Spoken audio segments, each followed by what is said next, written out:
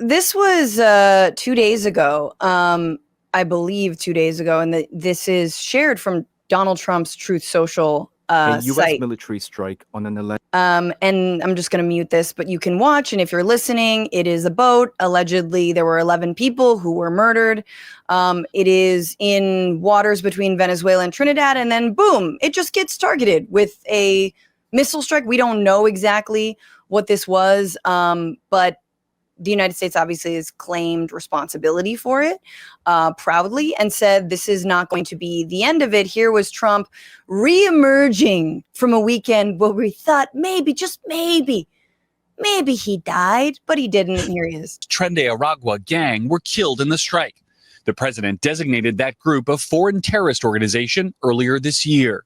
We have a lot of drugs pouring into our country. A lot of things are coming out of Venezuela, so we took it out. It comes. So designate a foreign gang, a terrorist organization, and then it sets you up to be able to do these, extrajudicial strikes. There was no discussion, or clearly that was shot down as well. The idea of apprehending this boat, the boat that we don't have independent confirmation was in fact a Tren de Aragua drug smuggling operation.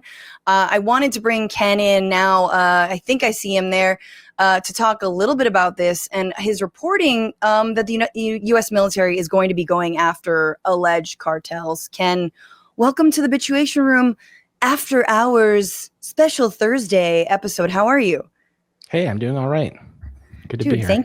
Thank you for being here. That was a very NPR intro and a very NPR response. I like that. It was very soothing. It's like, how are you? I'm doing well. How are you? I'm fine. Oh, yeah. He's a lot fiercer on the written word. You get him in person. I think that's exactly right. He's a puppy dog. We know this. I sound like Trump. He's a puppy dog. But Ken, this is the news that it feels stupid at this point to just constantly be like, why aren't we talking about blank? Because there is too much to constantly be talking about. But this, killing of 11 people on this boat feels massive.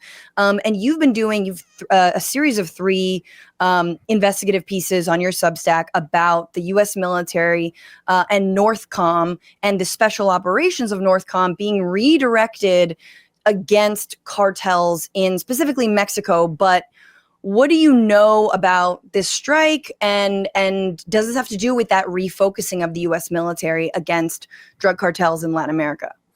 Yeah, so a little while ago, I started hearing from people in the military intelligence world that they had been tasked with developing what are called target packages, which is kind of the logistical tracking, tracing, and identifying, patterns of life where targets go, because there's a lot of planning that goes into these things. It's not like the movies where you just snap your fingers and go out and do it.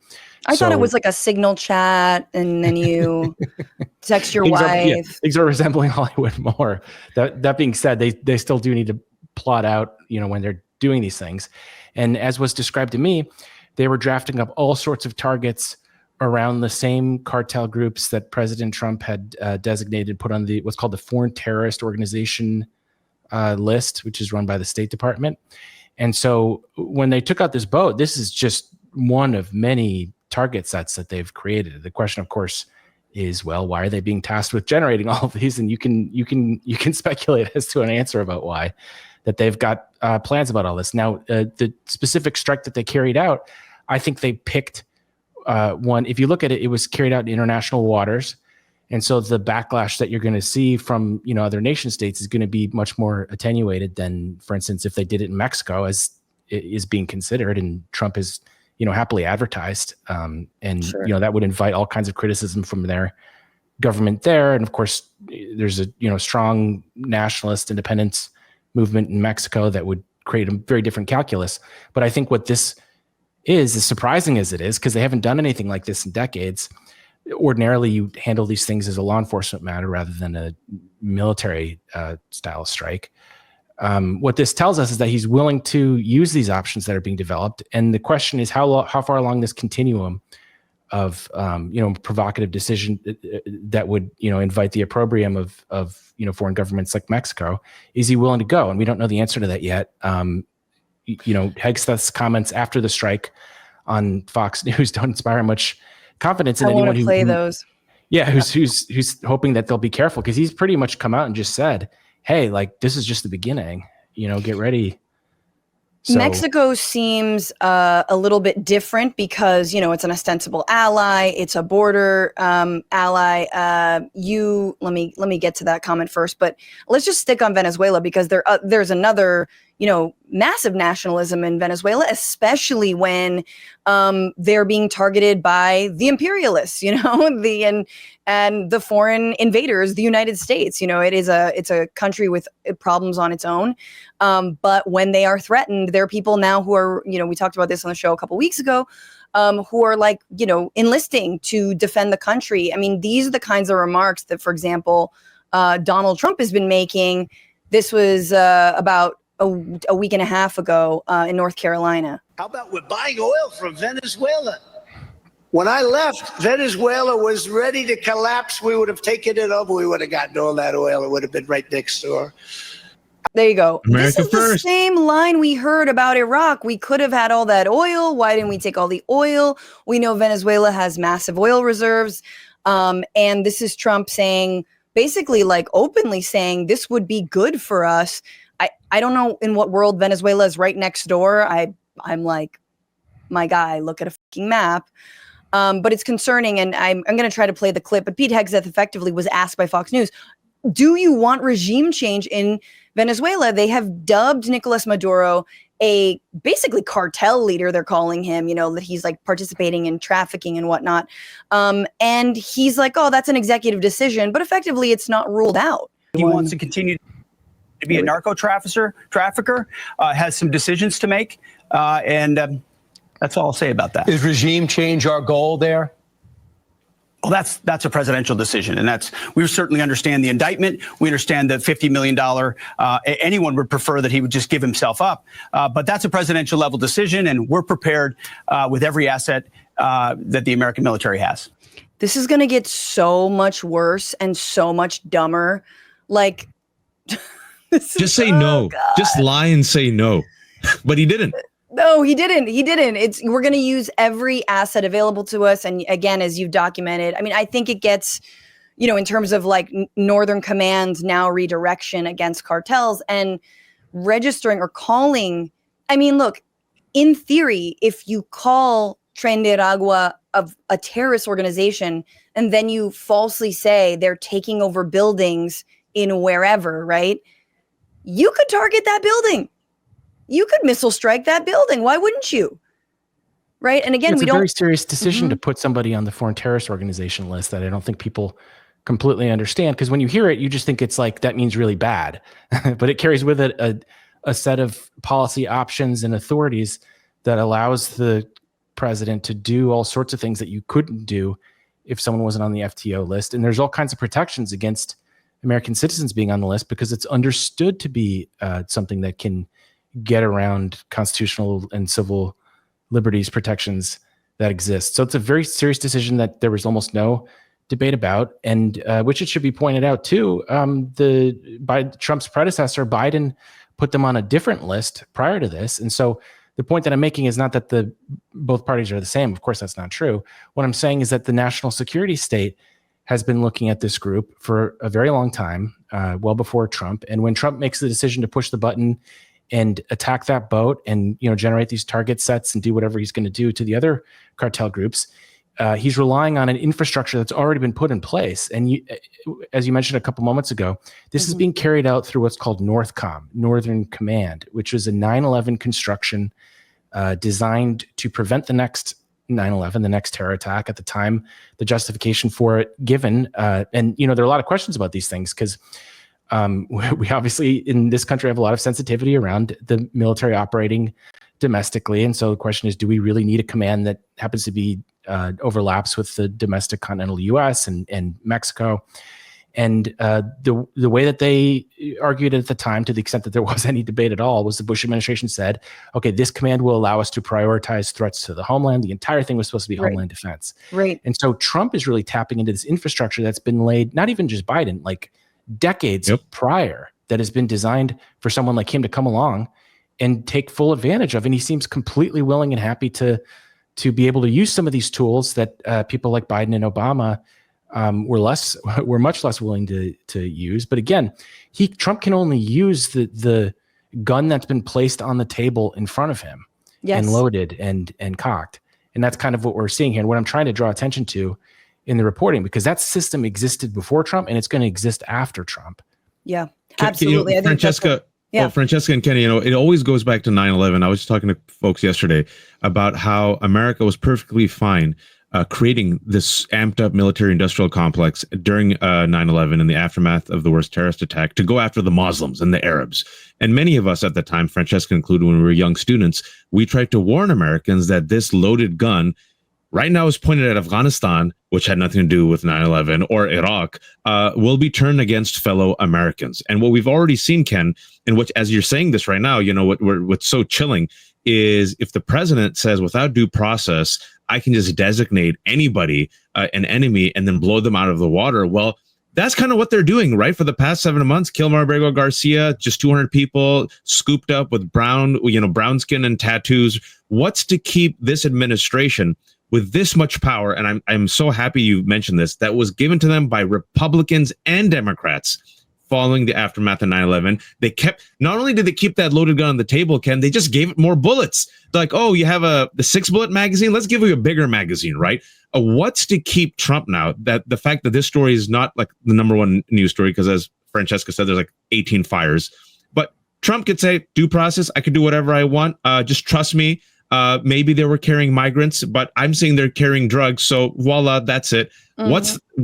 What's to keep Trump now from using this gun on the American people? Yeah, the entire legal basis for essentially all of this, the backbone of not just these strikes, but the National Guard deployments throughout the country, the ones he's considering and threatening to do right now, is basically premised on the notion that the migration flow through the southern border is an invasion. And Trump always uses that word. And when I first heard it, I kind of rolled my eyes, and I think a lot of people do. But that is a signal to the national security state that you can treat these guys as foreign combatants on standing of the adversary military. Mm-hmm. And that opens up all kinds of scary powers and privileges. His first day in office, he declared immigration a national emergency. I mean, he's trying to treat this like 9/11. Right. And not only is it not that, there's scarcely been any debate, because I think there's this tendency to look at Trump and say, oh, he's saying these sort of crazy things, not realizing that, he may not be Dick Cheney, but there are people in the bureaucracy that hear those things and they have to go and implement them, whether it's in the Department of Homeland Security or the Department of Defense, and that they have they've built up a hell of a colossus for responding to these kinds of things over the last 20 to 25 years. Yeah, exactly. Yeah, we're seeing someone willing to use it now. Yep. And I can't tell you how many years I was told, oh, these civil liberties concerns are hypothetical. They're not going to do X, Y, and Z. And it's like, well, yeah, you want to worry about it before it happens, not after, right? I think it's, before we talk about the war at home, because you've got, some, inside reporting about the, summoning of military forces to Chicago, which is next on the docket. I just want to stay for a moment, because I've covered, basically the cartel violence, but from the perspective of the people who are most affected, which are often are civilians. They have been left to their own devices. They travel north. They try to, seek refuge, obviously, and asylum in the United States. And we have denied that to them. Like, even beyond the mission creep of this could target and is targeting immigrants and migrants and people seeking asylum. This could target people on U.S. soil if they're designated as terrorists, or if they are considered invaders. If you believe that they're only targeting cartels, this is also the wrong way to target cartels. This will inevitably lead to more death of Americans, not just of forces, but let's say there's undercovers. Let's say there's people working at, now it's going to be like every other ham-fisted counterterrorism effort that this country embarks on, which involves a lot of entrapment and sting operations, and then all this bullshit just to get more money and pat yourself on the back. Meanwhile, people continue to suffer, whether it's at the hands of cartel violence, or if you actually cared about addiction or you actually cared about fentanyl, you would do things like have harm reduction programs, have decriminalization so that people don't get locked away forever for being users or for being addicts, right? But so this is as long as drugs can be capitalized on, there will be cartels. So it's either you're going to lead to a hot war. I'm sorry, a hot war with Mexico, forgetting a fucking regime change war. Shout out to Tulsi Gabbard, my girl TG, trying to end them forever wars and joining the Trump administration. A regime change war against Nicolás Maduro.